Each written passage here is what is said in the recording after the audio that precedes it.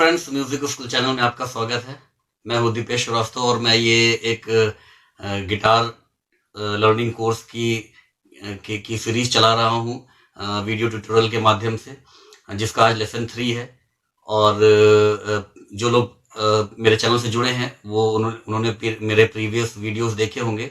Lesson 1 में मैंने introduction of the instrument guitar के बारे में जानकारी दी थी, और लेसन 2 में मैंने कवर किया था introduction of the music theory, जिसमें मैंने म्यूजिक थ्योरी की बेसिक्स जानकारी दी थी।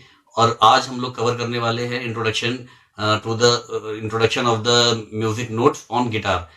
गिटार पे म्यूजिक नोट्स को कैसे, कहाँ पे, जो हम लोग ने अभी म्यूजिक नोट्स देखे थे उनका यूज कैसे कहाँ कहाँ पे करना है और गिटार पे होता है, वो मैं आज बताऊंगा। लेकिन उसके पहले मैं चाहूंगा कि जो मेरे वो व्यूअर्स जो अभी अभी मेरे चैनल से जुड़े हैं और अगर वो गिटार सीखना चाहते हैं और गिटार के बारे में कुछ भी नहीं जानते, शुरू से गिटार सीखना चाहते हैं बिल्कुल बेसिक से, तो मैं उनसे रिक्वेस्ट करूंगा कि पहले मेरा वो वीडियो 1 और वीडियो 2, लेसन 1 और लेसन 2 जरूर देख लें। उसके बाद ही लेसन 3 देखें, क्योंकि अगर लेसन 1 लेसन 2 वो नहीं देखे रहेंगे तो उनको लेसन 3 की चीजें समझ में नहीं आएगी। तो जो बेसिकली मेरा ये पूरा कोर्स मैंने डिजाइन किया है उन बिगनर्स को दिमाग में रख के जो बिल्कुल गिटार के बारे में कुछ नहीं जानते और सीखना चाहते हैं। तो अगर आप उनमें से हैं तो बिल्कुल आप मेरे उसको शुरू से देखिए और फॉलो करिए मेरे वीडियोस को। और अगर आप प्रॉपर प्रैक्टिस करेंगे जैसा कि बताया जाएगा तो 6 महीने में आप ठीक ठाक गिटार बजाने लगेंगे, ऐसा मेरा वादा है। लेकिन डिपेंड करेगा आपकी प्रैक्टिस पे और आप कितना फॉलो कर रहे हैं।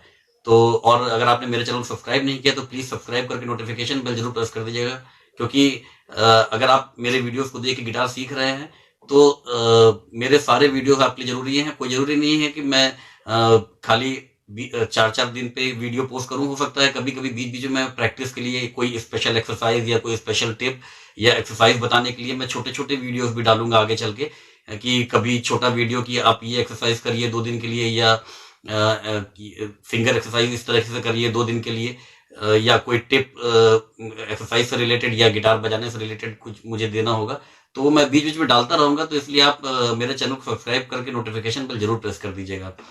तो आज हम लोग गिटार पे म्यूजिक थ्योरी, म्यूजिक नोट्स के बारे में जानेंगे। उसके लिए पहले डायग्राम के माध्यम से मैं समझाना चाहता हूँ, तो मैं उसके लिए आपको ले चलता हूँ अपनी स्क्रीन पर, और उसके बाद स्क्रीन पे समझने के बाद हम लोग वापस आके गिटार पे उसको समझते हैं। गिटार पे उसको मैं दोबारा एक बार एक्सप्लेन कर दूंगा, लेकिन पहले स्क्रीन पे डायग्राम के माध्यम से स्ट्रिंग्स के बारे में और गिटार पे जो म्यूजिक नोट्स के बारे में समझते हैं।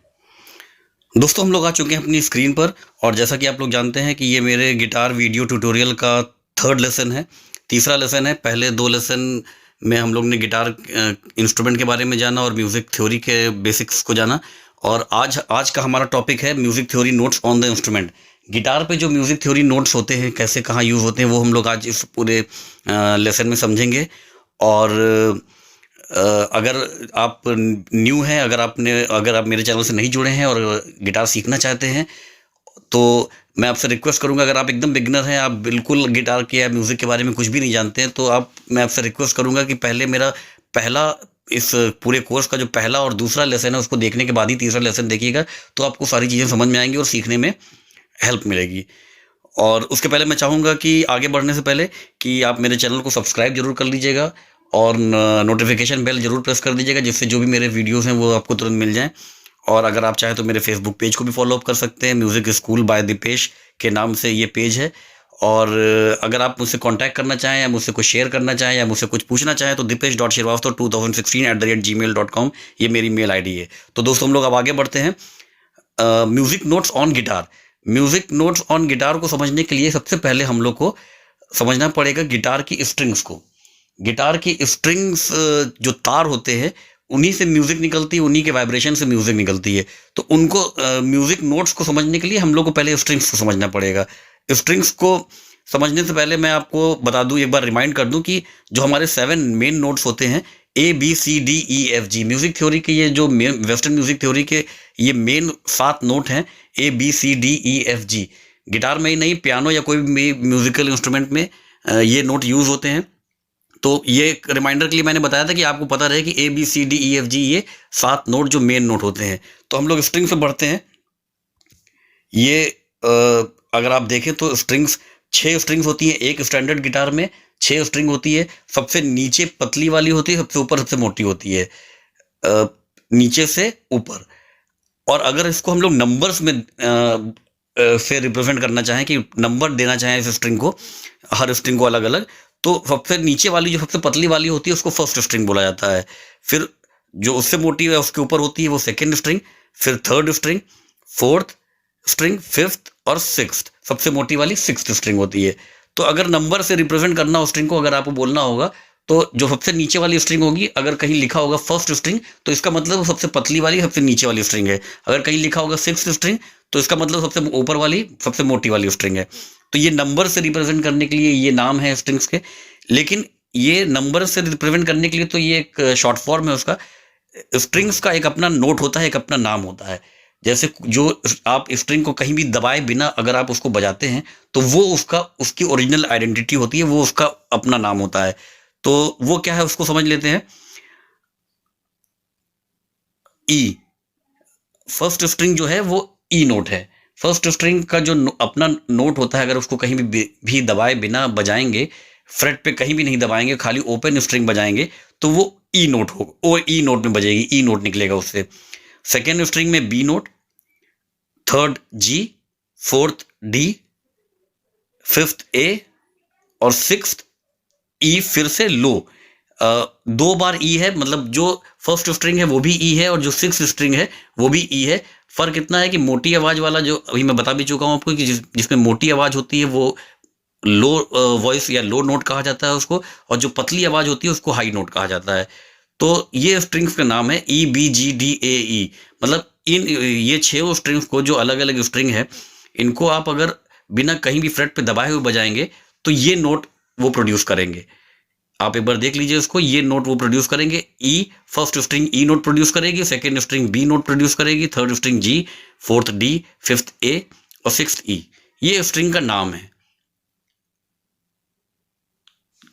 तो इसमें जितनी भी जो जो हमारी 6 स्ट्रिंग है वो नंबर से भी रिप्रेजेंट आप कर सकते हैं, और बेसिकली उनका नाम याद होना बहुत जरूरी है, क्योंकि अगर आप इसको ट्यूनिंग करेंगे, स्ट्रिंग से ट्यूनिंग करेंगे, या आप अगर फ्रेट बोर्ड पे भी अगर इसको यूज करेंगे, तो जब 0 फ्रेट, मतलब कहीं भी दबाए बिना बजाया, तो ई नोट है अगर, जैसे फर्स्ट स्ट्रिंग का, तो अगर फर्स्ट फ्रेट पे दबा के बजाएंगे तो ई के बाद क्या आता है, एफ आता है, तो एफ नोट हो जाएगा। आप ये देख सकते हैं कि ई के बाद एफ आ रहा है। तो इसी तरह अगर मान लीजिए सिक्स्थ स्ट्रिंग पे है, तो आपने अगर खुला बजाया तो ई हो गया, लेकिन यहाँ पे आने के बाद फर्स्ट फ्रेट पे कहीं पे अगर आप बजाएंगे तो वो एफ हो जाएगा, क्योंकि ई का शार्प नहीं होता है। फिर एफ से आगे बढ़ेंगे तो एफ शार्प हो जाएगा। इसी तरह वो भी हम लोग आगे वाले उसमें देख लेंगे। तो आप अभी इसको बैठा लीजिए अपने दिमाग में कि स्ट्रिंग्स का नाम ये याद होना बहुत जरूरी है।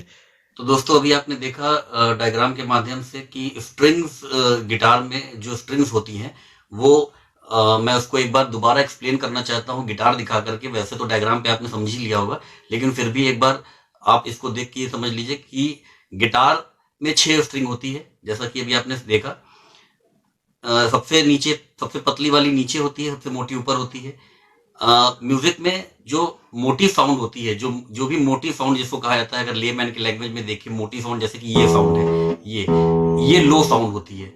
और जो जितनी पतली साउंड होती है वो हाई साउंड होती है, हाई नोट उसको बोलते हैं। ये म्यूजिक की लैंग्वेज है, चाहे वो पियानो हो, हारमोनियम हो, कोई भी इंस्ट्रूमेंट हो। अगर मोटी साउंड है, अगर कोई भी दो साउंड है जिसमें एक मोटी है एक पतली, तो मोटी वाली को लो साउंड बोलेंगे या लो नोट बोलेंगे, और पतली वाली को हाई नोट बोलेंगे। जैसे कि अभी आपने देखा ई स्ट्रिंग, सबसे पहली वाली ई स्ट्रिंग है। अगर हम ई स्ट्रिंग को ऐसे बजाते हैं ओपन एक बार, और दोबारा हम इसको यहाँ प्रेस करके बजाते हैं, तो ये ओपन, ये लो नोट हो गया जो ओपन बजा रहे हैं, क्योंकि ये मोटी साउंड कर रहा है। और आप ये देखिए, इसको हम बजा रहे हैं, ये पतली हो गई है आवाज, तो ये हाई नोट हो गया। लो नोट, हाई नोट, कोई भी 2 नोट अगर या 4 नोट, जो भी नोट होंगे, उसमें जो मोटा होगा वो लो नोट की कैटेगरी में आएगा, जो पतला होगा वो हाई नोट की कैटेगरी में आएगा। ये बेसिकली इंपॉर्टेंट चीज है समझने के लिए, क्योंकि जब हाई नोट और लो नोट की हम लोग बात करेंगे आगे चल के, तो आपको पता होना चाहिए। तो अब हम लोग स्ट्रिंग, हम लोग ने देखा कि 6 स्ट्रिंग होती है, सबसे नीचे पतली, सबसे ऊपर मोटी, लो नोट की स्ट्रिंग। स्ट्रिंग्स का नाम हम लोग ने जान लिया, E B G D A ई। अगर काउंटिंग हम लोग अगर नंबरिंग से ध्यान में रखें स्ट्रिंग्स को, तो नीचे हम लोग काउंटिंग स्टार्ट करते हैं 1 2 3 4 5 6, 1 2 3 4 5 6, और म्यूजिकली नोट्स के हिसाब से इनका जो नाम है वो है E B G D A E, ये नाम है। और दूसरा एक चीज ये कि ये ओपन स्ट्रिंग जो एक वहां पे वर्ड लिखा हुआ था, ओपन स्ट्रिंग, अगर आप इन स्ट्रिंग्स को बिना कहीं भी दबाए बजाते हैं, जैसे ये मैंने बजाया, तो ये ओपन स्ट्रिंग हो गई, ये ओपन नोट हो गए। तो ओपन स्ट्रिंग मतलब अगर बिना कहीं भी दबा कर, बिना फ्रेट पे कहीं भी दबाए हुए हम किसी स्ट्रिंग को स्ट्राइक करते हैं या प्लग करते हैं या स्ट्रमिंग करते हैं, तो वो ओपन स्ट्रिंग होती है, ये ओपन स्ट्रिंग है। इसके बाद हम कहीं भी इसको दबाएंगे तो वो जो नोट हम जहां पे दबाएंगे, जो नोट बजेगा वो नोट बजेगा। लेकिन जब हम ओपन स्ट्रिंग बजाते हैं तो जो स्ट्रिंग का नाम है, जो स्ट्रिंग का नोट है, जैसे ये ई स्ट्रिंग है तो हमने ये बजाया तो ये हमने ई नोट बजाया। जैसे ये बी है, सेकेंड स्ट्रिंग बी है, अगर मैंने ये ऐसे ओपन बजा दिया बिना कहीं दबाए तो मैंने बी नोट बजाया। तो इसी तरह E B G D A ई, अगर हम कहीं भी दबाए हुए बगैर इसको बजाते हैं तो ये नोट आएंगे ओपन स्ट्रिंग्स के। और दूसरा एक चीज मैं और बताना चाहूंगा कि अगर आप गिटार ट्यून, वैसे तो अब ऐप आती है, मैं आगे अभी आपको बताऊंगा गिटार ट्यून करना, लेकिन ये जो नोट होते हैं ये अगर पियानो से कंपेयर करेंगे तो फोर्थ ऑक्टेव, जो पियानो का या हारमोनियम का फोर्थ ऑक्टेव होगा उससे मैच कराते हैं। जैसे फोर्थ ऑक्टेव का ई, फोर्थ ऑक्टेव का हाई ई से इसको मिलाएंगे, फोर्थ ऑक्टेव का बी तो एक ही होगा, फोर्थ ऑक्टेव में ई तो 4 हो सकते हैं, एक लो, 2 हो सकते हैं, सॉरी, 2 लो 2 ई, क्योंकि ई अगर हम ऑक्टेव की बात कर रहे हैं फोर्थ ऑक्टेव की, और ई ऑक्टेव से अगर ई को हम नोट मान के, पहला नोट मान के करें तो 2 ई आ जाएंगे, एक लो ई और एक हाई ई। क्योंकि ई से अगर हम स्टार्ट कर रहे हैं ऑक्टेव को तो E F sharp G sharp A sharp B C sharp D sharp, फिर अगेन ई। तो अगर हम ई से ऑक्टेव को कंटिन्यू करेंगे 12 नोट के, तो एक ऑक्टेव में जो चौथा ऑक्टेव हमारा होगा, हम चौथे ऑक्टेव से इसकी ट्यूनिंग करेंगे। अगर स्टैंडर्ड जो है, जो एक म्यूजिक इंडस्ट्री का स्टैंडर्ड है, वो किसी भी इंस्ट्रूमेंट, ये पियानो या गिटार, पियानो या हारमोनियम के चौथे ऑक्टेव से आप इसको मिला सकते हैं, ट्यूनिंग कर सकते हैं इसकी। ये एक ट्यूनिंग करने का तरीका है बेसिकली। वैसे तो अब ऐप आती है, अभी मैं आगे चल के अभी आपको बताऊंगा उसको, लेकिन अगर आप फोर्थ ऑक्टेव को यूज करके हारमोनियम के या पियानो के इसको गिटार को ट्यून करना चाहेंगे तो फोर्थ ऑक्टेव का हाई ई, फिर बी एक ही होगा उस ऑक्टेव में, क्योंकि ई 2 होंगे आगे, एक पहले, एक शुरू में, एक लास्ट में, फिर जी फोर्थ ऑक्टेव का G4 जिसको बोल सकते हैं हम लोग, D4 फोर्थ ऑक्टेव का D, A फोर्थ ऑक्टेव का A, और फिर E फोर्थ ऑक्टेव का E, लो वाला E, जो पहला E होगा, जो पहला नोट होगा। तो ये एक बेसिक जानकारी थी इसके लिए कि आपको पता रहे। और अब अभी ये लेक्चर खत्म नहीं हुआ है, अभी हम लोग अपने सेकेंड उस पे चल रहे हैं, जिसमें हम लोग अब फ्रेट्स के बारे में जानेंगे। अभी हम लोग ने जाना स्ट्रिंग्स के बारे में, अब हम लोग ये जो फ्रेटबोर्ड आप देख रहे हैं इसके बारे में जानेंगे। तो पहले मैं डायग्राम के माध्यम से स्क्रीन पे आपको समझा दूंगा, क्योंकि वो ज्यादा समझ में आएगा आपको, जो एकदम बिगनर्स उनके लिए वो ज्यादा जरूरी है। उसके बाद मैं गिटार पे उसको एक बार थोड़ा सा एक्सप्लेन कर दूंगा। तो पहले चलते हैं स्क्रीन पे फ्रेटबोर्ड को समझने के लिए। दोस्तों, लेसन के इस पार्ट में हम लोग अपने फ्रेटबोर्ड को समझेंगे। फ्रेटबोर्ड को समझना बहुत जरूरी है, और फ्रेटबोर्ड आप इस पार्ट को बहुत अच्छे से समझ लीजिएगा, क्योंकि जो भी मेलोडी, जो भी कॉर्ड्स, जो भी लीड, जो भी स्केल होगी वो इसी फ्रेटबोर्ड पे ही बजनी है। तो फ्रेटबोर्ड की नॉलेज होना बहुत जरूरी है। तो हम लोग अब इसमें, इस पार्ट में फ्रेटबोर्ड को समझेंगे कि फ्रेटबोर्ड, जो पूरा फ्रेटबोर्ड होता है, लंबा सा जो पार्ट होता है गिटार का, जिसपे दबाने से आवाज निकलती है या मेलोडी निकलती है, वो या नोट्स निकलते हैं, वो क्या, उस पे कहाँ पे क्या नोट आते हैं, कैसे होता है, उसको समझना बहुत जरूरी है। तो उसको आप जरा बहुत ध्यान से देखिएगा। उसके पहले मैं आपको, जैसे मैं बता दूं कि जो हमारे 7 मेन नोट्स थे, उसके अलावा जो हमारे शार्प और या फ्लैट नोट होते हैं वो भी आप जान लीजिए। जो ऑक्टेव के 12 नोट होते हैं, अभी आपने देखा A B C D E F G, ये हमारे मेन नोट हैं, 7 मेन नोट, ये तो पता ही है आपको। लेकिन हर नोट के बीच में, कुछ नोट के बीच में, हर नोट के नहीं, कुछ नोट के बीच में एक एक नोट और होता है जिनको हम लोग शार्प या फ्लैट के नाम से जानते हैं। जैसे ए और बी के बीच में ए शार्प या बी फ्लैट होता है। ए शार्प और बी फ्लैट एक ही चीज़ है, एक ही नोट है, बस उसके दो नाम हैं। आवाज़ वही निकलेगी अगर आप बी फ्लैट को या फिर कहेगा, और या अगर आपसे कोई ए शार्प बजाने को कहेगा तो एक वही सिंगल बटन है, जो सिंगल नोट है जो आप दबाएंगे। तो ये, और बी और सी के बीच में कोई शार्प और फ्लैट नहीं होता है। फिर इसी तरह सी और डी के बीच में सी शार्प डी फ्लैट होता है। और इस तरह ये मैं पिछले उसमें लेसन में बता भी चुका हूँ, इसमें लंबा हो जाएगा लेक्चर, इसलिए आप इसको, मैंने यहाँ पे रिमाइंडर के लिए इसको डाला हुआ है। और ये हमारा फ्रेट बोर्ड है। फ्रेट बोर्ड का डायग्राम एक मैंने बनाया हुआ है, ये आप देख लीजिए कि ये कुछ इस तरह का एक फ्रेट बोर्ड है जो रिप्रेजेंट कर रहा है फ्रेट बोर्ड को, ये डायग्राम। और ये आप देख लीजिए, गिटार का एक पिक्चर मैंने डाली हुई है ये दिखाने के लिए कि फ्रेट बोर्ड का जो एंगल है वो, मतलब हेड वाला जो पोर्शन है, हेड वाला पोर्शन हमारा, इसमें आप ये देख लीजिए, ये हेड वाला पोर्शन इधर है, मतलब इधर से इधर बढ़ रहा है। तो इसी तरह ये जो हमने, ये जो मेरा जो डायग्राम है ये भी इधर से इधर बढ़ रहा है। तो ये इसको मैंने रिप्रेजेंट करने के लिए बना दिया, एक दिखा दिया है कि आप इसको मान के चलिए कि ये फ्रेट बोर्ड है इस शेप में, ये उसी का डायग्राम है बड़ा करके।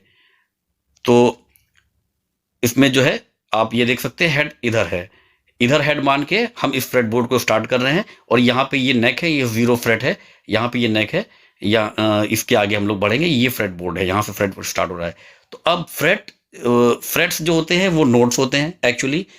उसी, हर फ्रेट का अपना एक नोट होता है, हर फ्रेट पे दबाने से एक अलग आवाज़ निकलेगी, कोई भी फ्रेट आप दबाएंगे एक अलग आवाज़ निकलेगी। तो जैसे कि अभी बताया मैंने, ये फ्रेट्स हैं सारे। तो फ्रेट को नंबर्स में हम लोग बांटते हैं। तो हेड से अगर शुरू करेंगे तो ये पहला फ्रेट है, फर्स्ट फ्रेट पड़ेगा, फिर सेकंड, फिर थर्ड, फोर्थ, फिफ्थ, सिक्स्थ, 7, 8, 9, 10, 11, 12, 13, 14, 15, आगे इस तरह बढ़ता जाएगा, कंटिन्यू होता जाएगा। अब आपके साइज, गिटार के साइज पे डिपेंड करता है कि कितने फ्रेट का गिटार है आपका। तो ये आगे, लेकिन मेन 12 तक इसलिए होता है क्योंकि 12 के बाद वो नोट रिपीट होने लगते हैं। 12 फ्रेट के बाद सारे नोट फिर से वही रिपीट होने लगेंगे जो फर्स्ट फ्रेट से, जैसे 13, जो हमारा फर्स्ट फ्रेट पे जो नोट होगा वही 13 फ्रेट पे रिपीट हो जाएगा, जो सेकंड फ्रेट पे नोट होगा वो 14 फ्रेट पे रिपीट हो जाएगा। तो ये इसी तरह आगे बढ़ता जाएगा 12 के बाद, मतलब 12 के बाद फिर से 1 से जैसे स्टार्ट हो रहा है वैसे स्टार्ट हो जाएगा। अब ये आपके गिटार पे डिपेंड करता है कि कितने फ्रेट का गिटार है। तो अब ये आप देख लीजिए, फ्रेट की काउंटिंग हम लोग हेड से साइड से करते हैं, और उसी तरह उधर से हम लोग इसको असेंडिंग ऑर्डर में बढ़ते हैं, 1 2 3 4 5 6 7 8 9 10 11 12, जो भी जितने भी फ्रेट्स होंगे। इसके बाद ये फ्रेट मार्कर्स हैं, आपने देखा ही होगा, नॉर्मली हर स्टैंडर्ड गिटार में होते हैं। 3rd फ्रेट पे होता है, 5th फ्रेट पे होता है, 7th 9th और 12th पे 2 डॉट इसलिए होता है क्योंकि यहाँ पे वो नोट रिपीट होता है, जो ओपन नोट होता है तार का। जैसे जो ई तार है, तो यहाँ पे 12th पे जो 2 डॉट जहाँ पे है, यहाँ पे आप दबा के बजाएंगे अगर उस तार को, तो वो ई फिर से ई ही बजेगा, मतलब बस ऑक्टेव अलग हो जाता है, लो ऑक्टेव और हाई ऑक्टेव का फर्क हो जाता है। जब आप ओपन बजाएंगे तो मोटी आवाज़ रहेगी, लो ऑक्टेव में रहेगा। जब आप 12th फ्रेट पे बजाएंगे तो वो पतली आवाज़ थोड़ी हो जाएगी, तो वो हाई नोट हो जाएगा, लेकिन नोट वही रहेगा। अगर ई, ये मान लीजिए आप 6th स्ट्रिंग बजा रहे हैं, 6वां तार बजा रहे हैं, तो ई नोट है उसका ओपन, अगर आप बजाते हैं तो 12th पे भी दबा के बजाएंगे तो वो भी ई ही होगा। तो इसको और डिटेल में समझाने के लिए मैं आपको आगे दिखा देता हूँ। ये हमारी अब स्ट्रिंग्स आ गई फ्रेट पे, ये 6 स्ट्रिंग्स, आप इसको देख लीजिए, 6 स्ट्रिंग्स आ गई। नीचे से अगर आप देखेंगे तो first second third, first second third, fourth, fifth, sixth, ये हमारी 6 स्ट्रिंग हो गई गिटार की। ठीक है, 6 स्ट्रिंग्स हो गई। अब हमारा ये फ्रेट बोर्ड कंप्लीट हो गया। तो इसको और डिटेल में समझते हैं, नोट्स को जानते हैं। नोट्स आपको ओपन तार का पता ही अभी मैंने बताया था, फिर से देख लीजिए आप एक बार। ई, बी, जी, डी, ए, ई, ये मेरा ओपन तार का ओपन स्ट्रिंग अगर बजाते हैं तो ये नोट्स हो गए, जैसा कि भी पहले मैंने बताया भी था इसको। अब हम लोग इसको आगे बढ़ेंगे, तो क्योंकि 1 हमारा 1 इधर से स्टार्ट हो रहा है, तो यहाँ से इधर से हम लोग इधर असेंडिंग ऑर्डर में बढ़ेंगे, मतलब इस तरफ बढ़ेंगे। तो 1 ये है, तो इसी सीरियल में अगर ए बी सी डी को हम मान के चल रहे हैं, तो ए मीन्स 1, तो 1 से स्टार्ट करेंगे तो उसी अल्फ़ाबेटिकल ऑर्डर में आगे बढ़ेंगे, अल्फ़ाबेटिकल ऑर्डर में। तो अगर आपने देखा कि पहला फर्स्ट स्ट्रिंग जो है, फर्स्ट स्ट्रिंग हमारा ई है, तो हमारा अगला नोट जो आए, ये स्ट्रिंग्स हो गई सारी, तो अगला नोट जो हमारा आएगा वो एफ हो जाएगा, क्योंकि ई का कोई शार्प और फ्लैट नहीं होता है। फिर एफ शार्प या जी फ्लैट दोनों बोल सकते हैं, ये नोट होगा, ये सेकेंड फ्रेट पे। थर्ड फ्रेट पे आएंगे तो जी हो जाएगा, आप देख लीजिए उसी तरह अल्फ़ाबेटिकली आगे बढ़ रहा है, ई एफ, एफ शार्प, जी, फिर जी शार्प या ई फ्लैट, फिर ए, फिर क्योंकि जी के बाद वही वापस हम लोग, जैसा कि आप यहाँ पे देखा, जी शार्प और या जी फ्लैट के बाद फिर वापस ए पे आ जाएंगे, ये क्योंकि यही कंटिन्यू होता रहेगा। तो ए, फिर बी, फिर बी का कोई शार्प या फ्लैट नहीं होता, बी और सी के बीच में कोई शार्प या फ्लैट नहीं होता, तो सी शार्प या डी फ्लैट, डी शार्प या ई फ्लैट, फिर ई। देखिए वापस ई, जो हमारा 12th फ्रेट ओपन स्ट्रिंग ई थी, 12th फ्रेट पे वही ई रिपीट हो गई, वही ई रिपीट हो गई। और ये जो मार्कर्स आप देख रहे हैं, ये मार्कर्स आगे 12th के बाद जब बढ़ेंगे तो इसी गैप में, क्योंकि आपने देखा थर्ड से मेरा मार्कर स्टार्ट हुआ है, थर्ड से, तो ये मार्कर 12th के बाद बढ़ेंगे तो फिर थर्ड पे 3 फ्रेट के बाद ये मार्कर मिलेगा, मतलब कि 12th के बाद 13, 14, 15, 15 फ्रेट पे ये मार्कर मिलेगा। फिर इसी सीरीज में 15 के बाद 17, 17 के बाद 19 बढ़ता जाएगा। तो फ्रेट मार्कर का ये जो पूरी पिक्चर है, ये 12th के बाद सेम फिर रिपीट हो जाती है इसी एंगल से। तो अब हम लोग आगे बढ़ते हैं, बी स्ट्रिंग पे आते हैं। बी स्ट्रिंग पे भी नोट उसी तरह आगे बढ़ेंगे अल्फ़ाबेटिकली। आप देख लीजिए सी शार्प या डी फ्लैट, डी शार्प, मैं इसको जल्दी जल्दी बता देता हूँ, आप इसको देख लीजिए, ये उसी तरह अल्फ़ाबेटिकली आगे बढ़ रहा है, बी के आगे से बढ़ने पे आगे बढ़ता जा रहा है नोट। फिर जी स्ट्रिंग पे आते हैं, तो जी में आप भी देख लीजिए, जी में जी शार्प, फिर ए शार्प, बी, सी शार्प या D flat, D sharp, E, F sharp, G sharp. दोस्तों एक चीज़ ध्यान रखिएगा, अब मैं ज़्यादातर शार्प का यूज़ करूँगा, फ्लैट कम बोलूँगा, क्योंकि अभी कन्फ्यूजन ना हो, क्योंकि आपको ये पता चल गया है कि जैसे ए शार्प है तो ए शार्प को बी फ्लैट भी बोल सकते हैं, सी शार्प है तो सी शार्प को डी फ्लैट भी बोल सकते हैं, आपको पता ही है। तो अभी मैं शार्प का ज़्यादा यूज़ करूँगा, आप क्योंकि कन्फ्यूजन ना हो बताते समय, और आगे चल के धीरे धीरे आपको पता चल जाएगा। फिर हम लोग जब थोड़ा आगे बढ़ेंगे तो शार्प और फ्लैट दोनों का यूज़ करेंगे, नाम जहाँ पे जैसी ज़रूरत होगी उसका भी मैं बताऊंगा कि ऐसा क्यों है कि उसको एक ही नोट के 2 नाम क्यों है, उसका भी एक रीज़न है, लेकिन वो अभी समझाने का कोई मतलब नहीं है। थोड़ा आगे बढ़ेंगे तो मैं बताऊंगा कि वो क्यों ऐसा किया गया है, कि जब आप आगे म्यूज़िक थ्योरी में बढ़ेंगे तो पता चलेगा आपको कि डिफ्रेंशिएट करने के लिए कहीं कहीं ऐसा होता है कि ए शार्प लिखने से कन्फ्यूजन हो जाती है उस थ्योरी पे। जो म्यूज़िक थ्योरी के नोट से मान लीजिए कोई स्केल है, तो उसमें कहीं कहीं होता है कि शार्प लिखने में दिक्कत हो रही है, तो वो फ्लैट नोट में लिखा रहता है फिर, तो वो आगे मैं बता दूंगा, लेकिन अभी हम लोग शार्प ही यूज़ करेंगे बोलते समय। तो डी स्ट्रिंग पे आते हैं, D sharp, E, F sharp, G sharp, A sharp, B, C sharp, D sharp. फिर ए स्ट्रिंग पे आते हैं, तो आप ए तो आपको पता ही है, ए से स्टार्ट होगा तो ए शार्प पहले आएगा, फिर बी, फिर सी शार्प, डी शार्प, ई, फिर एफ शार्प, जी शार्प, ए, फिर ए शार्प। फिर आगे जितने भी फ्रेट होंगे वो उसी तरह कंटिन्यू होते जाएंगे ए शार्प के बाद। फिर हम लोग आगे बढ़ते हैं, ई स्ट्रिंग पे आते हैं, लो वाली स्ट्रिंग पे, सबसे ऊपर वाली। ई के बाद F sharp, G sharp, A sharp, B, C sharp, D sharp, E, फिर एफ वापस। तो आप ये देख सकते हैं, ये पूरा फ्रेट बोर्ड है, फ्रेट के सारे नोट्स हैं। ये आप देखिए, अगर आपको गिटार का तार का नाम याद रहेगा तो ये नोट्स आपको धीरे धीरे याद हो जाएंगे। तार का नाम याद होना जरूरी है, क्योंकि अगर आप किसी भी तार पे दूसरा कोई भी नोट ढूंढना चाहेंगे, अगर आपको तार का नाम पता है, अगर आपको पता है कि ये ई है और इस तार पे ए कहाँ पे है अगर पूछा जाएगा, तो आपको पता है ये ई है, तो आप यहाँ से निकाल लेंगे ई के बाद एफ शार्प, जी शार्प, ए, तो ये ए आ गया।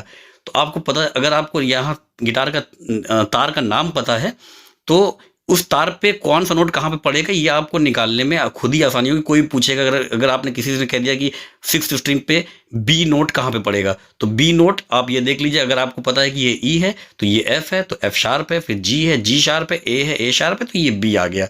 तो आपको कोई भी नोट निकालने में आसानी होगी अगर आपको गिटार का तार का नाम पता होगा। तो दोस्तों ये फ्रेट बोर्ड को समझाना बहुत ज़रूरी है, और इसीलिए आज का लेक्चर थोड़ा लंबा भी रहेगा, लेकिन आप इसको क्लास मान के देखिए कि जैसे अगर आप कहीं गिटार सीखने जाते तो 1 घंटे की क्लास होती, तो बिलीव मी आप इसको क्लास मान के देखिए तो आपको इंटरेस्ट भी आएगा, और कहीं कोई पार्ट स्किप मत करिएगा। सिखाते समय कई चीज़ें बार बार रिपीट इसलिए की जाती हैं कि आपके दिमाग में ठीक से बैठ जाए, तो इसको आप देख लीजिए। और फिर हम लोग अब आगे बढ़ते हैं अपने लेसन्स पे। बने रहिएगा, भी जाइएगा नहीं। तो दोस्तों आपने अभी फ्रेट बोर्ड को डायग्राम के माध्यम से समझा। फ्रेट बोर्ड जो डायग्राम में मैंने दिखाया था, आपने देखा होगा हेड से स्टार्ट होता है। अगर फ्रेट बोर्ड को काउंटिंग करें, नंबरिंग करें, तो हेड साइड से इसकी काउंटिंग होती है, क्योंकि ABCD जो चलेगा वो इस तरह चलेगा, मतलब हेड से स्टार्ट होकर के रिवर्स आएगा। मतलब ABC, अगर हम एक लेमैन की तरह मैं आपको बताऊं तो ABCD ऐसे नहीं चलेगा, ABCD ऐसे चलेगा। इसलिए क्योंकि फर्स्ट फ्रेट से नंबर 1, A मीन्स नंबर 1, तो 1 से अगर हम स्टार्ट करें तो फर्स्ट फ्रेट ये है, सेकेंड फ्रेट ये है, थर्ड ये है। तो इस तरह ये जितने भी फ्रेट हैं, 22 फ्रेट का भी गिटार आता है, 18 फ्रेट का भी आता है, 24 फ्रेट का भी आता है। आपका गिटार का साइज क्या है, जैसे कि काउंटिंग के लिए 12 फ्रेट, 12 फ्रेट पे 2 नोट दिए होते हैं, 2 डॉट दिए होते हैं, तो इसका मतलब ये 12 फ्रेट है, ठीक है। उसके बाद ये 15, 17, 19, 20, तो ये 21 फ्रेट का बेसिकली गिटार है। तो इसी तरह 23 फ्रेट का भी आता है, और कम का भी 18 फ्रेट का भी आता है। तो वो डिपेंड करता है आपके कितने फ्रेट हैं, लेकिन जब काउंटिंग स्टार्ट होगी 1 जो होगा वो यहीं पे होगा। तो फर्स्ट फ्रेट यही है। तो अगर जो हमारा वो नोट से स्टार्ट होगा वो भी यहीं से स्टार्ट होगा। अब क्योंकि जैसे आपने देखा डायग्राम में ई नोट, ये ई तार है, तो अगर हम ई तार को लेकर के असेंडिंग ऑर्डर में बढ़ेंगे, असेंडिंग ऑर्डर में उसको जो हमारा 12 नोट हैं ABCDEFG शार्प और फ्लैट को लेकर के जो 12 नोट हैं, वो अगर हम उनको लेके बढ़ेंगे, तो अगर ये ई है तो ई के बाद उस नोट में F आता है, क्योंकि ई का शार्प नहीं होता है, तो F आता है तो F हो जाएगा। तो आपने ओपन दबाया E, फिर आपने दबाया F, फिर F शार्प, G, सॉरी हाँ G शार्प, फिर A आ जाएगा, क्योंकि G के बाद ABCDEFG, G के बाद खत्म हो गया, तो G शार्प लास्ट नोट होता है हमारे पूरे, जो A से अगर स्टार्ट करेंगे तो G शार्प लास्ट नोट होता है, उसके बाद A रिपीट होता है, तो फिर A पे आ गए हम लोग, A शार्प, B, फिर B का शार्प नहीं होता है तो C sharp, D sharp, E। तो 12वें नोट पे, मतलब ओपन जो नोट होगा वो 12वें नोट पे वही नोट रिपीट हो जाएगा। ओपन जो भी तार है 12वें नोट पे वही नोट रिपीट हो जाएगा। ओपन E है तो यहाँ पे अगर 12वें नोट पे, ये 12th नोट है, 12th फ्रेट है, 12th फ्रेट पे अगर हम दबाएंगे उसको तो ये रिपीट हो जाएगा, 12वें फ्रेट पे ये रिपीट हो जाएगा सेम नोट जो ओपन था, E, ये लो E और ये हाई E, ये लो E है और ये हाई E है दोनों E।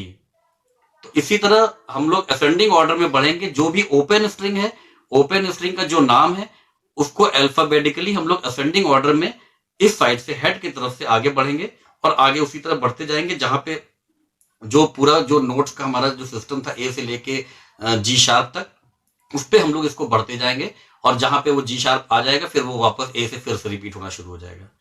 तो मेरे ख्याल से समझ में आ गया होगा। अभी आप इसको दोबारा जब समझेंगे और धीरे धीरे जब प्रैक्टिस में आएंगे तो और चीजें क्लियर हो जाएंगी, जो चीज क्लियर नहीं होंगी। और अगर कोई चीज क्लियर नहीं है तो प्लीज आप मुझे मेल करके आप मुझसे पूछ सकते हैं। आप बिल्कुल फ्री हैं मेल करने के लिए। आप मुझे मेल करके मुझसे कोई भी चीज आप डिस्कस करना चाहिए कर सकते हैं, आप कमेंट में भी लिख सकते हैं। और अब हम लोग नेक्स्ट उसमें, अभी ये खत्म नहीं हुआ है, जाइएगा नहीं, एक लास्ट वो बचा हुआ है स्लाइड मेरी बची हुई प्रेजेंटेशन की, जिसमें हम लोग फिंगर्स के बारे में जानेंगे। जो हम लोग फिंगर्स यूज कर रहे हैं गिटार बजाने के लिए, उनको किस तरह से रिप्रेजेंट किया जाता है पिक्चर डायग्राम में, वो मैं बताने वाला हूं। तो उसके लिए पहले मैं स्क्रीन पे ले चलता हूं, फिर मैं वापस आकर के इसको बता दूंगा।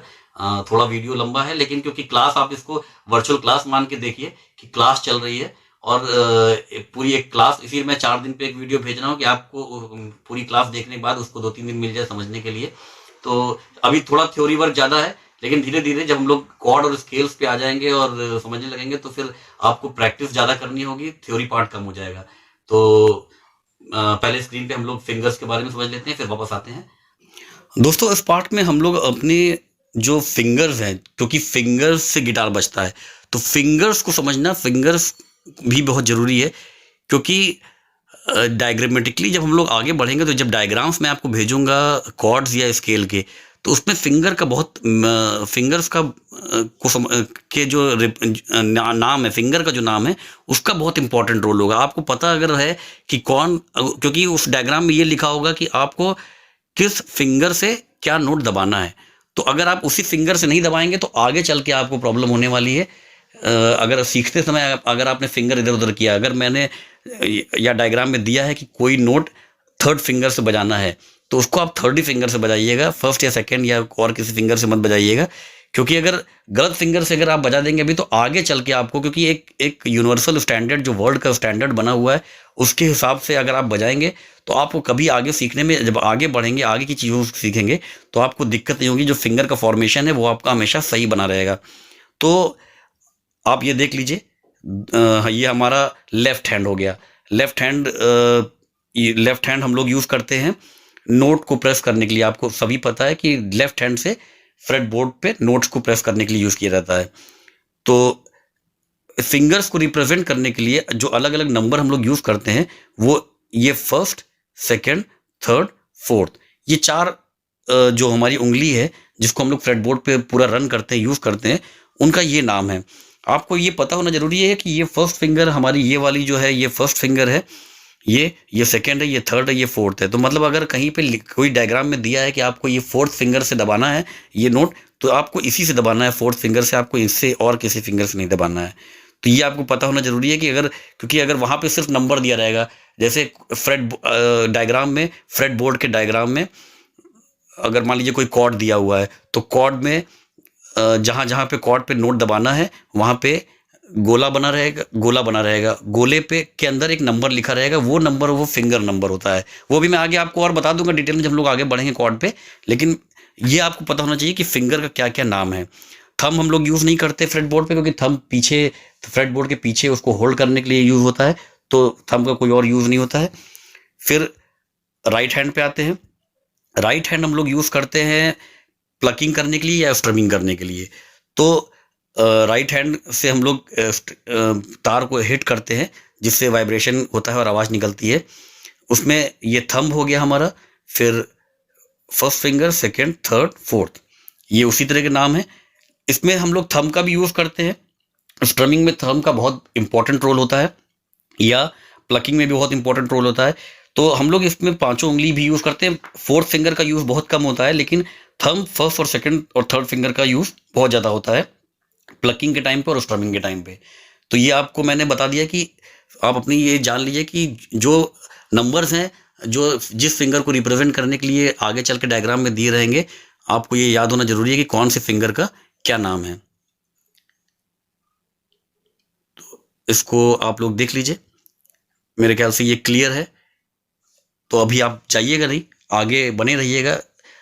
मैं एक्चुअली थोड़ा वीडियो लंबा इसलिए भी हो जा रहा है क्योंकि वही चीज़ें डायग्राम पे भी मैं समझा रहा हूँ और वही चीज़ें मैं आपको गिटार पे ले जा करके, गिटार दिखा करके भी समझा रहा हूँ, क्योंकि कहीं से कोई कन्फ्यूजन ना रह जाए। मैं कोई लूप होल नहीं छोड़ना चाहता हूँ कि आपको कोई चीज़ समझ में ना आए, क्योंकि हम लोग 1-to-1 क्लास नहीं कर रहे हैं।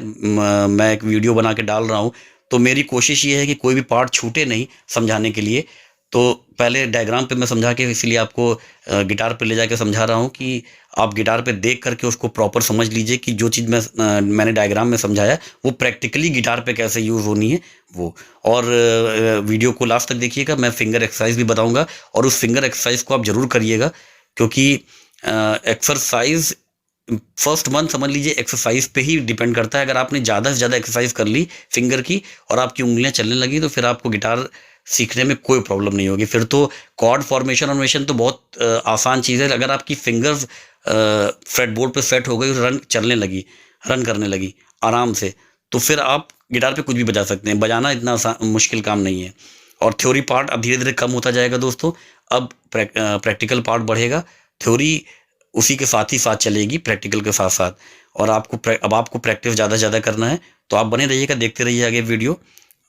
तो दोस्तों आपने अभी देखा कि फिंगर्स को हम लोग कैसे यूज करते हैं, कैसे रिप्रेजेंट करते हैं बेसिकली गिटार पे, क्योंकि ये बहुत जरूरी इसलिए है क्योंकि जब मैं आगे कॉर्ड और उसके लीड या स्केल के डायग्राम भेजूंगा आपको, तो फिंगर कहाँ पे कैसे रिप्रेजेंट किया हुआ है डायग्राम में, उसको जानने के लिए ये समझना बहुत जरूरी था। जो मैं आपको बता रहा हूँ, थोड़ा गिटार पे में भी मैं वो चीज आपको एक बार दोबारा से एक्सप्लेन कर देता हूँ। राइट हैंड यूज होता है स्ट्रमिंग के लिए। राइट हैंड यहाँ पे हम लोग देख लिए स्ट्राइक करने के लिए या प्लग करने के लिए यूज करते हैं राइट हैंड को। राइट हैंड में बेसिकली थंब का यूज होता है और ये 3 फिंगर का यूज होता है, फर्स्ट सेकंड थर्ड, ये 3 फिंगर का यूज होता है। ये वाली छोटी वाली उंगली का इस्तेमाल हम लोग कम करते हैं, लेकिन फिर भी होता है। तो नंबरिंग के लिए कि कहाँ पे आपको थंब से बजाना है, कब आपको फर्स्ट फिंगर से बजाना है, कब सेकंड फिंगर से बजाना है, कब थर्ड फिंगर से या फोर्थ फिंगर से बजाना है, तो ये नंबरिंग के लिए ये बहुत जरूरी था जानना। और लेफ्ट हैंड को हम लोग नोट को प्रेस करने के लिए, नोट को दबाने के लिए लेफ्ट हैंड यूज करते हैं। लेफ्ट हैंड का थंब यूज नहीं होता क्योंकि वो फ्रेटबोर्ड के पीछे इस तरह होता है, तो आप थंब का यूज नहीं ना के बराबर होता है, नहीं होता है बिल्कुल। जब बहुत एडवांस स्टेज में लोग कर लेते हैं कभी ऐसे ऐसे करके, लेकिन वो बहुत आगे का स्टेज है। अभी आप थंब का यूज बिल्कुल नहीं करेंगे। तो ये जो फर्स्ट फिंगर हम लोग जो 4 फिंगर यूज करते हैं, इनका जो नाम है, इनको जो रिप्रेजेंट करने के लिए, ये वाली फर्स्ट सेकंड थर्ड फोर्थ, ये 4 फिंगर का हम लोग यूज करते हैं प्रेस करने के लिए। ये जानना इसलिए जरूरी है क्योंकि जब हम मैं डायग्राम भेजूंगा तो उसमें कॉर्ड का, फॉर एग्जांपल जैसे कॉर्ड का डायग्राम है, मान लीजिए ए माइनर कॉर्ड का डायग्राम है, तो ये कॉर्ड में मैंने second finger first finger second first freight पे सेकंड स्ट्रिंग दबा रखी है, सेकंड स्ट्रिंग फर्स्ट फ्रेट पे फर्स्ट फिंगर से, ठीक है। तो वहां पे जब डायग्राम जाएगा तो उसमें लिखा होगा कि आपको कौन सा नोट किस उंगली से दबाना है, तो फिंगर नंबर दिया जाएगा। अगर 2 लिखा है तो सेकंड फिंगर से दबाना है, अगर 3 लिखा है तो थर्ड फिंगर से दबाना है, तो फिंगर नंबर दिया रहेगा कि किस फिंगर से आपको कौन सा नोट दबाना है। तो आपको ये पता होना चाहिए कि किस फिंगर का, जैसे 1 ये हम इसको फर्स्ट फिंगर बोलते हैं, इसको सेकंड, इसको थर्ड, इसको फोर्थ। तो अगर फोर्थ फिंगर से दबाना लिखा है तो आप इससे दबाएंगे, इससे दबाएंगे। तो जैसे ए माइनर में हमने सेकंड स्ट्रिंग को फर्स्ट फिंगर से दबाया हुआ है, लेकिन थर्ड स्ट्रिंग को हम सेकंड फिंगर से नहीं दबाएंगे, थर्ड फिंगर से दबाएंगे, वहां थर्ड लिखा होगा। और फिर फोर्थ स्ट्रिंग को हम सेकंड फिंगर से दबाएंगे, तो ये कुछ ऐसा फॉर्मेशन आएगा। मतलब सेकंड स्ट्रिंग को हमने दबाया फर्स्ट फिंगर से, थर्ड स्ट्रिंग को थर्ड फिंगर से, थर्ड फिंगर को कायदे से अगर हम पहले फर्स्ट फिंगर से दबा रहे हैं, तो लॉजिकली अगर देखा जाए फर्स्ट फिंगर को दबाने के बाद हम सेकंड फिंगर का यूज करेंगे थर्ड स्ट्रिंग को दबाने के लिए। अगर सेकंड स्ट्रिंग को मैंने दूसरी वाली स्ट्रिंग को मैंने पहली उंगली से दबाया हुआ है, तो तीसरी वाली को दूसरी उंगली से दबाना चाहिए, लेकिन नहीं, हम इसको थर्ड फिंगर से दबाएंगे और फिर फोर्थ स्ट्रिंग को सेकंड फिंगर से दबाएंगे। तो ये फॉर्मेशन ये इसलिए जरूरी है क्योंकि आगे जब आपको कॉर्ड चेंज और स्टाइल्स जो जब आप बजाएंगे, जब स्टाइल्स पे आएंगे और कॉर्ड चेंज का जो फॉर्मेशन होता है, वो इसलिए बहुत जरूरी है कि जो फॉर्मेशन आपका एक बार बन जाएगा उंगलियों का, वो हमेशा काम आएगा। जैसे आपने ये ए माइनर दबाया, जो ये फॉर्मेशन है, ये फॉर्मेशन बार पे ऐसे आगे बढ़ता रहेगा, तो फॉर्मेशन का याद होना बहुत जरूरी होता है, वो अपने आप प्रैक्टिस में आ जाएगा। तो इसलिए ये फिंगर्स के बारे में जानना बहुत जरूरी था। और अब ये हम लोग ने जान लिया है। अब अगले लेक्चर में मैं इसके आगे की चीज़ों को कवर करूंगा। म्यूजिक थ्योरी बहुत वाइड चैप्टर है, कभी खत्म नहीं होने वाला है, लेकिन जहाँ पे जिस चीज़ की जरूरत गिटार सिखाते समय, जब मैं स्केल पे आऊँगा तो स्केल से रिलेटेड म्यूजिक थ्योरी, जब कॉर्ड पे आऊँगा तो कॉर्ड से रिलेटेड म्यूजिक थ्योरी, वो मैं बताऊँगा। म्यूजिक थ्योरी मैं उस हिसाब से कवर करता जाऊँगा। अब प्रैक्टिस पार्ट इसमें धीरे धीरे बढ़ जाएगा आपका और ये कम हो जाएगा। मैं एक एक्सरसाइज आपको बता देता हूँ। अभी मैंने लास्ट वीडियो में एक एक्सरसाइज बताई थी छोटी सी फिंगर की, लेकिन वो ऐसे ही बता दिया था, वो आपने किया होगा, अच्छी बात है। अब देखिए आपको मैं बता देता हूँ, प्रैक्टिस बहुत इंपॉर्टेंट है। थ्योरी पार्ट अब धीरे धीरे कम होगा और प्रैक्टिस पार्ट और प्रैक्टिकल पार्ट बढ़ेगा, जो आपका पार्ट है, जो आपको बजाना है। तो आपको एक एक्सरसाइज में बता रहा हूँ। नीचे की नीचे की 3 स्ट्रिंग जो होती है, क्योंकि इनको बजाना थोड़ा आसान होता है, ऊपर की स्ट्रिंग को थोड़ा टफ होता है। तो इनिशियली आप नीचे की 3 स्ट्रिंग पे प्रैक्टिस करना है। आप ठीक से देख लीजिए। तो पहले 4 freight, first second third freight, पहली 4 फिंगर, मतलब 4 फिंगर 1 2 3 4। तो पहले एक फर्स्ट फ्रेट को फर्स्ट फिंगर से दबाना है, सेकंड फ्रेट को सेकंड फिंगर से दबाना है, थर्ड फ्रेट को थर्ड फिंगर से, फोर्थ फ्रेट को फोर्थ फिंगर से। तो ये आपको, और इधर थंब से स्ट्राइक करना है, और कोई उंगली नहीं यूज करना है, सिर्फ थंब से। तो आप कुछ इस तरह प्रैक्टिस करेंगे, 1 2 3 4। फिर सेकेंड स्ट्रिंग पे सेम चीज, 1 2 3 4। फिर थर्ड स्ट्रिंग पे सेम चीज, 1 2 3 4। और फिर ये रिवर्स होगा वापस, 4 3 2 1 थर्ड स्ट्रिंग पे, सेकेंड स्ट्रिंग पे 4 3 2 1, फर्स्ट स्ट्रिंग पे 4 3 2 1। ये आपको प्रैक्टिस करना है। मैं थोड़ा पास करके आपको एक बार दिखा देता हूँ, आप देख लीजिए कैसे करना है। ये 4 फ्रेट, पहले 4 फ्रेट 4 फिंगर से, हर फ्रेट पे अलग अलग, पहले फ्रेट पे पहली फिंगर, दूसरे फ्रेट पे दूसरी, तीसरे पे तीसरी फिंगर, चौथे पे चौथी फिंगर, और स्ट्राइक करना है आपको इधर ये। और आपको ऐसे कुछ बजेगा ये 1 2 3 4, पहले असेंडिंग ऑर्डर में, फिर सेकंड स्ट्रिंग पे 1 2 3 4, फिर थर्ड स्ट्रिंग पे 1 2 3 4, और फिर रिवर्स 1 2 3 4, फिर सेकंड स्ट्रिंग पे वापस नीचे आकर के 1 2 सॉरी 4 3 2 1, फिर सेकंड स्ट्रिंग पे नीचे आके 4 3 2 1, फिर फर्स्ट स्ट्रिंग पे नीचे आके 4 3 2 1। तो आपको ऐसा बजाना है।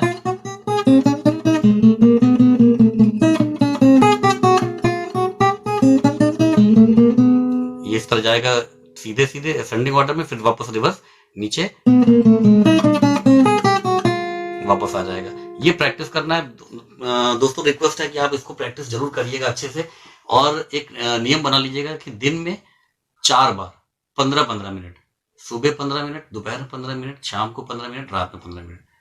आप अगर इतनी प्रैक्टिस कर लेंगे तो आप ये मान लीजिए कि टाइम पे आपका जो टाइमिंग जो मैं चाह रहा हूँ, आपका फिंगर जो उंगली चलना का जो मैं सिस्टम चाह रहा हूँ, वो टाइम पे आ जाएगा आपको।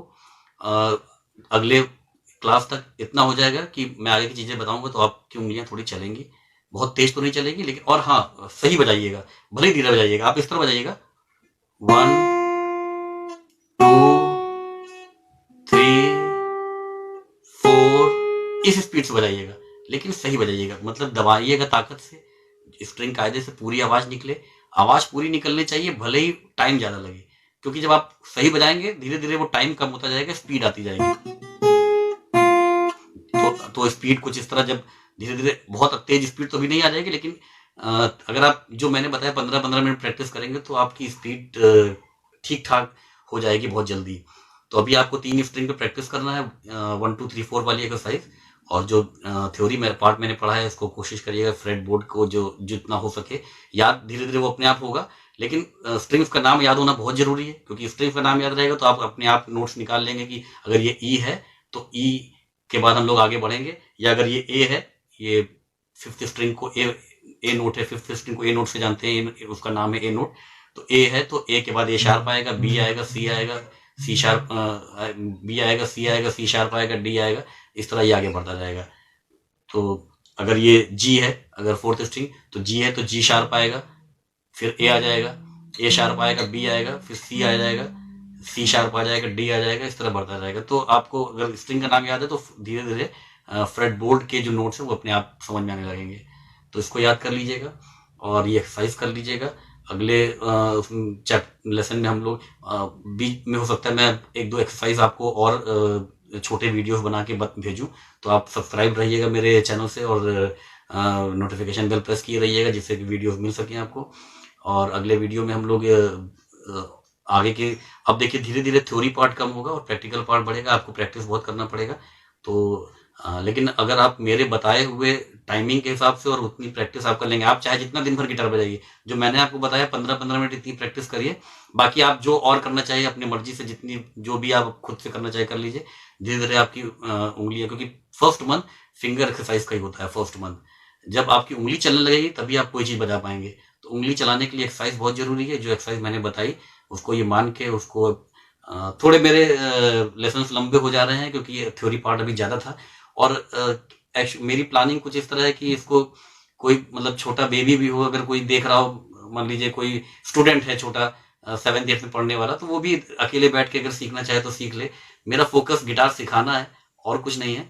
तो अगर आप इसको देख के सीख रहे हैं तो फॉलो अप करिएगा, 6 महीने में ठीक ठाक सिखाने लगेंगे। अभी मैं इसमें और भी इंस्ट्रूमेंट ऐड करूंगा अपने ट्यूटोरियल्स में। इसमें जैसे मैं अभी कॉन्गो का भी लेसन स्टार्ट करने की प्लानिंग कर रहा हूँ, परकशन इंस्ट्रूमेंट रिदम के लिए। और तो कॉन्गो में मैं बेसिकली, कॉन्गो मेरा बेसिक इंस्ट्रूमेंट है, मैं बहुत पहले से कॉन्गो बजा रहा हूँ। तो परकशन इंस्ट्रूमेंट का आना भी बहुत जरूरी है, रिदम इंस्ट्रूमेंट का। लेकिन आप अगर गिटार सीख रहे हैं, आप गिटार सीखिए। जिनका इंटरेस्ट होगा, तो अगर आप मेरे चैनल से जुड़ेंगे तो अभी मैं इसमें धीरे धीरे कुछ इंस्ट्रूमेंट्स और ऐड करूंगा, खाली गिटार पे ही बेस नहीं रहूंगा। लेकिन क्योंकि मास जो है वो गिटार सीखना चाहता है, मास जो लोग हैं वो ज़्यादा गिटार सीखना चाहते हैं, तो अभी मैंने गिटार से स्टार्ट किया है। परकशन इंस्ट्रूमेंट की भी बहुत अच्छी फील आती है अगर आप उसको बजाइए, तो ऐसा नहीं है। अब तो बिना परकशन इंस्ट्रूमेंट, अब तो तरह तरह के परकशन इंस्ट्रूमेंट आने लगे। केहॉन एक आपने देखा होगा जो स्टूल की तरह होता है, इस पर बैठ के बजाते हैं। तो अगर आपने परकशन इंस्ट्रूमेंट जैसे कॉन्गो सीखा हुआ है तो उसको बजाना बहुत आसान है। तो वो सब ऐड करूंगा। और आप बस देखते रहिए, प्रैक्टिस करते रहिए, वीडियो को पूरा वॉच करिए, स्किप मत करिएगा। थोड़ा हो सकता है कभी कभी बीच बीच में आपको बोरिंग लगे। मैं बार बार एक्सप्लेन कुछ चीज़ों को 2-3 बार एक्सप्लेन इसलिए करता हूँ कि जो हर तरह के लोग होते हैं, तो आप सामने वाले को ठीक से समझ में आ जाए और उसके दिमाग में घुस जाए, इसलिए मैं बार बार एक्सप्लेन करता हूँ। तो आप इसको वॉच करते रहिएगा। और प्लीज़ अभी वैसे भी अभी लॉकडाउन चल रहा है, तो ये बहुत बेस्ट पीरियड है। आपको घर ही में रहना है, कहीं जाना नहीं, तो प्रैक्टिस करने के लिए बहुत ही बेस्ट पीरियड है। अगर आप ये मान लीजिए 1 महीना अगर लॉकडाउन कंटिन्यू करा, तो 1 महीने में आप अपनी फिंगर एक्सरसाइज की पूरी कर लेंगे, तो आपको आगे चल के बहुत आराम मिलेगा सीखने में। और फिर प्रैक्टिस टाइम आपका धीरे धीरे कम हो जाएगा। और आप मान के चलिए कि अगर आप प्रैक्टिस कर रहे हैं, तो आप मेरे हिसाब से, मेरे बताए हुए टेक्निक के हिसाब से, और जिस टाइमिंग मैं मांग रहा हूँ आपसे सीखने के लिए, प्रैक्टिस के लिए, वो दे रहे हैं, तो आप 6 महीने में ठीक ठाक बजाने लगेंगे। तो बाकी घर पे ही रहिएगा, बाहर मत निकलिएगा। और जब तक कि गवर्नमेंट से कोई नोटिफिकेशन नहीं आता है, अगले वीडियो में हम लोग आगे आगे की चीज़ों को कंटिन्यू करेंगे। बहुत जल्दी मेरा अगला वीडियो आपको मिल जाएगा। और प्लीज़ मेरे चैनल को सब्सक्राइब करके नोटिफिकेशन बेल जरूर प्रेस कर दीजिएगा। तब तक के लिए टेक केयर, गुड बाय।